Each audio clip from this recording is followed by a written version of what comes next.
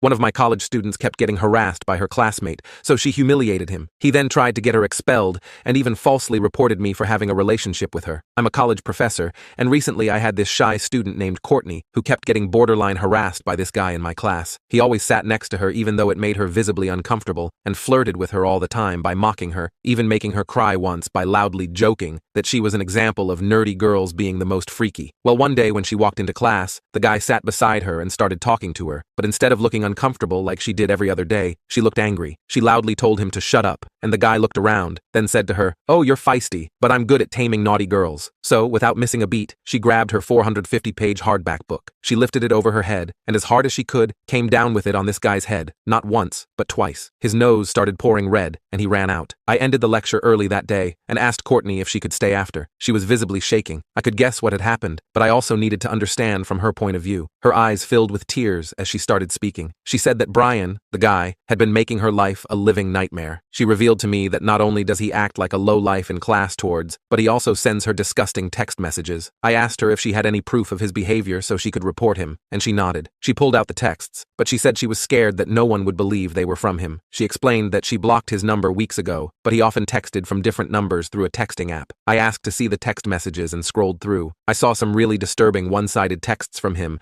and the occasional, "Please stop texting me" from Courtney. He didn't just stop at text messages. I also saw explicit pictures from him. He carefully cut out his face in all of them, but that it was him was undeniable. I told Courtney that I would help her, but she needed to provide all the evidence she had. She nodded her head in agreement. She thanked me over and over. The next few days, just as Courtney was about to report Brian, he reported Courtney for violence, claiming she made his nose bleed, and said he had a concussion that could have led to brain damage. He said that her actions could have made him unable to complete his classes for the semester. Courtney tried to explain her side of the story, but they weren't hearing it. The school authorities began to consider expelling her. I couldn't let that happen. I took all of the evidence Courtney gave me and went to the administration. I presented the disturbing texts and detailed the situation. Just as things started to look up for Courtney, something else was brewing in the background. An anonymous report surfaced. They accused me of having an inappropriate relationship with Courtney. My heart sank. This baseless accusation threatened not only my career, but also the credibility of Courtney's claims. The school put me on temporary leave while they investigated the allegations. I was devastated, but I had to prove that I was innocent. Over the next few weeks, my life became a series of meetings with investigators. I had to give them my emails, phone records, and any other communication that could clear my name. Breaking the news that I was being accused of sleeping with my student to my wife was the hardest. She knew that I was a genuine man and didn't doubt me for a second. The investigation was grueling. Then one day, I was called into a meeting with the dean and the head of the investigation team. They told me that they found something concerning. They showed me an email thread that I had with Courtney, and they interpreted my humor as being inappropriate. She emailed me with a couple of questions about the project, and I gave her the answers. She then said she didn't want me to get angry with her, and she had a few that she wanted to ask in person so she could know if she was demoing the model correctly. She joked, saying she didn't want to end up like Eric. Eric was another student of mine who was quite disruptive. He would ask obnoxious questions constantly and tried to be the class clown. After holding him after class multiple times throughout the semester, I eventually had to make him withdraw from the class and sign up for another teacher teaching the same subject. I reassured Courtney that she could never get that treatment since she was one of my most diligent students, and this was true. For every lecture, she came in early, sometimes before I unlocked the room door. She would always ask the hard questions that other students were too afraid to ask, and she would turn in her homework well before it was due. The authorities didn't find the joke amusing and said that I was flirting with her and talking negatively about a previous student. I informed them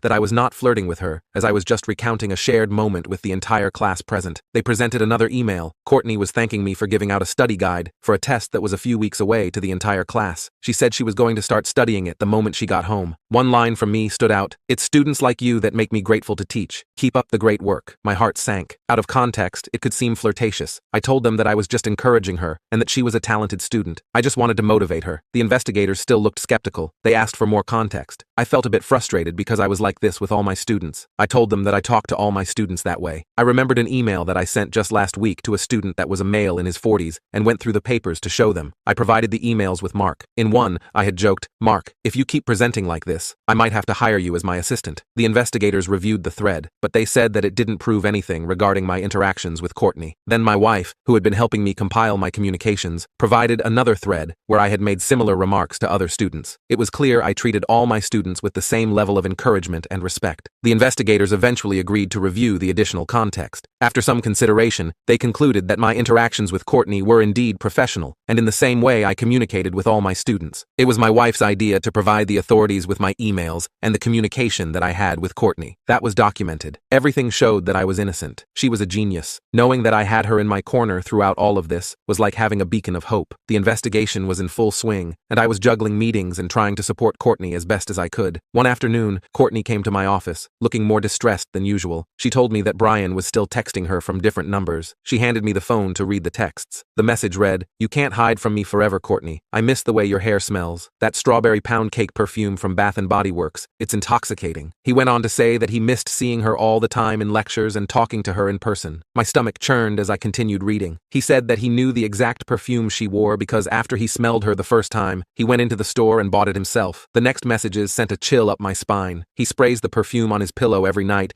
and imagines that Courtney is sleeping next to him. I handed her back the phone and told her that this was more than harassment. It was stalker behavior. Courtney began to break down. She said that she felt like he was everywhere. She couldn't escape him. I reassured her that she would get through this, and we were going to keep her safe. I may not have been a person of the law or a figure close to her, but she put her trust in me and shared something extremely sensitive. Hence, I was determined to do everything in my power to help her out. I told her to stay strong. During this time, Courtney stayed consistent. She continued to gather evidence against Brian and collected witness statements from the other students. They saw it, how weird Brian was treating her in class. Some asked her if she was okay after the incident, and others felt like she should have smacked him well before that time. One student even word for word stated that if Courtney gets expelled for this, he and his friends are going to boycott the university. She maintained detailed records of his behavior. I was more determined than ever to see justice served. Finally, after what felt like an eternity, I was cleared of the allegations. The investigators found no evidence of any wrongdoing on my part. The weight I felt lifted off my shoulders was intense, but I knew the battle wasn't over. Courtney still needed to prove that her actions were in self-defense. The pressure was on for Courtney. The administration was analyzing every piece of evidence, and the stakes for Courtney couldn't be higher. She knew she needed to prove beyond doubt that smacking him in the head was in self-defense, especially when he had the evidence written all over his face. One afternoon, Courtney came to my office with a folder full of documents and her phone in her hand. She told me that she thought she had enough proof to explain to the investigators. Even though her words showed she was ready, the pitch of her voice said otherwise. I looked over everything, and I found something that solidified her case completely. In one of the recent explicit pictures that Brian sent to her from a random number, I noticed a small birthmark on his right hand, and I told her if we could prove that he had that exact same birthmark in person, I was sure they would listen to her. We went to the dean's office together. As we sat down, Courtney handed over the folder to the investigation team. Inside were screenshots of all the messages Brian and her sent, both from his number and the numbers on the anonymous app. She also had written statements from her fellow students who witnessed his behavior and felt uncomfortable around him. She highlighted key messages that show his escalation over time. She showed them how he started with inappropriate comments and then moved to explicit texts. And then she showed her phone and presented the texts from the anonymous number, including the one where he described buying the same perfume she wore. The investigators reviewed the evidence carefully. Each screenshot painted a clear picture of Brian's obsession and harassment. The written statements from other students backed Courtney's claims tremendously. They realized that Brian had shown a pattern of disturbing behavior from not only Courtney, but other female students in the class. After showing the pictures of Brian, she said that he had a birthmark on his right hand and that they could check it out for themselves. She then pulled out something else that we hadn't talked about previously. She showed them a video that her friend had recorded of Brian following her around campus. In the video, you can clearly see Brian lurking behind her, trying to get close without being noticed. The room was silent as the video played. It was unmistakable. One of the investigators finally spoke. They said that it was compelling evidence and that it was clear that she hit him in self-defense. The dean nodded. She said that her response in hitting him was extreme, yet justified. I could see Courtney's shoulders relax slightly. I knew that the weight of weeks of anxiety began to lift. She thanked them, and tears began to form in her eyes as she held her mouth. The administration made their decision. Brian would be put under strict watch, prohibited from any contact with Courtney, and required to attend counseling sessions. Courtney, meanwhile, was cleared of any wrongdoing, and measures were put in place to ensure her safety on campus. As we left the dean's office, Courtney thanked me profusely and told me that she couldn't have done it without my help. It felt good to get my student out of some trouble so that she could finally feel safe attending class. I smiled back at her and told her she had worked hard, and now it was paying off. Courtney nodded. The ordeal had been grueling, but she had proven her strength and resilience, and as her professor, I felt honored to have stood by her side. I was reinstated reinstated, and my return to the classroom was met with warm smiles and relieved faces. Courtney and I maintained a cordial relationship and kept our interactions strictly professional. Despite the challenges, I was pleased to have supported a student in need and to have cleared my name. Weeks later, as I graded the final exams, I wasn't surprised to see Courtney's name at the top of the class. She had not only survived the ordeal, but had also excelled academically. On the last day of the semester, I returned the graded exams. When I handed Courtney her paper, she took a breath of relief. She had passed with an A. The experience left a lasting impact on both of us. Courtney found some relief in the resolution, slowly returning her confidence. As for me, I gained a renewed sense of purpose. My role as an educator was not just to impart knowledge, but to protect and support my students.